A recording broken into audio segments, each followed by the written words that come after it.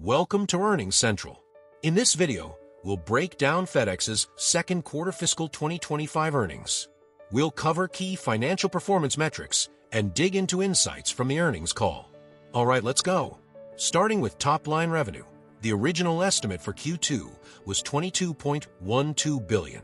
The company actually reported revenue of $22 billion, missing expectations slightly by 0.5%. This quarterly revenue also marked a 0.9% decrease compared to the $22.2 billion reported in the same quarter last year. Moving to adjusted earnings per share, the original estimate for Q2 was $4.03. The company actually reported an EPS of $4.05, exceeding expectations by 0.5%.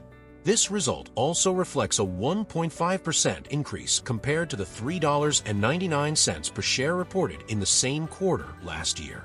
Now, let's dive into some additional performance metrics highlighted during the earnings call. FedEx delivered Drive program savings of $540 million in the second quarter, showing strong progress in their cost reduction initiatives. This is particularly impressive given the challenging economic environment they're operating in. The European business showed notable improvement in operating profit, which is a crucial turnaround for a region that has historically been challenging for the company.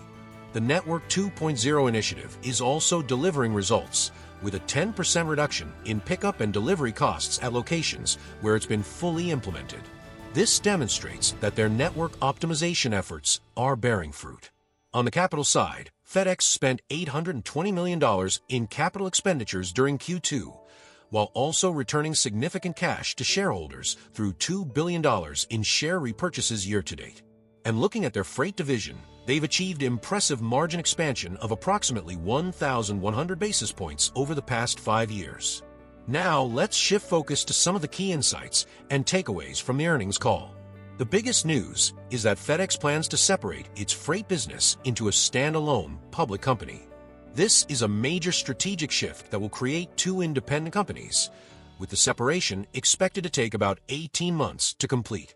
This move aims to unlock value for shareholders and allow each business to focus on its core strengths. The current peak shipping season is showing positive momentum, with volumes running ahead of forecast. This is particularly encouraging given the compressed timeframe between Thanksgiving and Christmas this year. However, the broader industrial economy remains a significant headwind, with manufacturing activity showing weakness for 24 out of the past 25 months.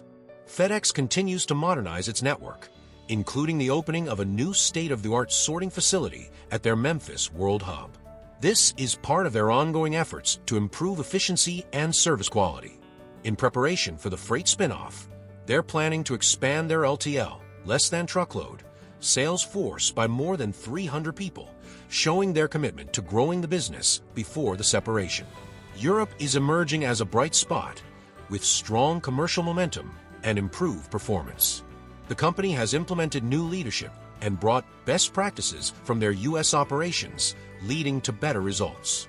They've also introduced new technological capabilities, such as dimensional pricing at their Charles de Gaulle hub in Paris, which is expected to contribute over $50 million in operating income benefits in fiscal year 2025.